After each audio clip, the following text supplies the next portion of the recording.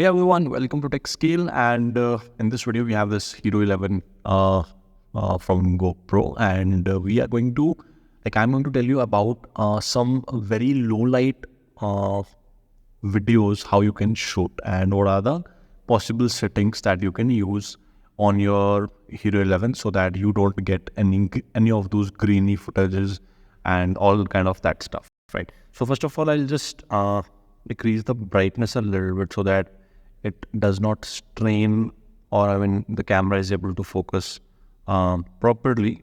So I'll just go to the settings and to display and reduce the brightness from 10%, right? I think it's much better, and now you're able to see it much better, right? So first of all, you need to be on the pro mode, right? So there are two modes. As soon as you buy your GoPro and you turn it on, so if you go to the left side, you can see control. It's called Pro. When you have your GoPro, it might be on the easy mode like this.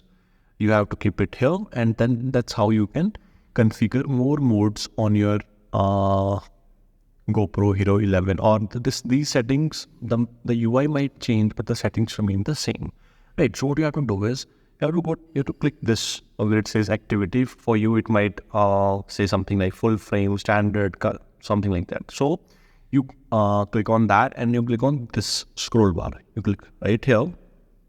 I'll just click, and now you can see I have few custom settings over here. So I'll just click on the plus menu. So as soon as you click on the plus, you will see video and looping. So I'm going to add a preset for video. So we'll click on video and click on tick.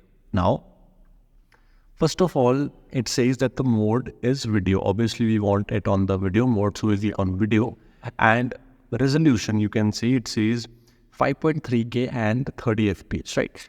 For the best low light performance, you should have the full sensor being utilized. For that, you have to go and click on the 8:7 this lens ratio and click here. And now click on this. It's already on 5.3K, which is good. And now the frame rate, just choose it to 20. So higher the frames, more the light you would need to have in your surrounding to get a good footage. So I'll click here. It is done. Now lens should be kept as it is because it's 5.3K. So and the sensor is of 8:7 ratio. So it will remain on wide. Hyper smooth should be on, duration nothing, hindsight off, zoom should also be on 1, and timer should be off. Now we have to go in do some pro tune settings, right? So what you have to do here is just click on this 10-bit and turn it on. This means that you will have good control over the colors and the picture quality or the video quality post-production, right? Bitrate should be set to high, which is for higher and good resolutions and good data for the video, you need to have it on the higher bitrate. Shutter should not be on auto. This is the one mistake that people do. So shutter should not be on auto, and it's a 50 or 30-60 rule. It's called in this industry. So what you have to do is, whatever is your frame rate, 1 upon that, double of that should be your shutter speed. So I'll click on auto, and since my frame rate was on 24, so we'll go here and choose 1/48. So you click here and you've done this. 1/48 is here.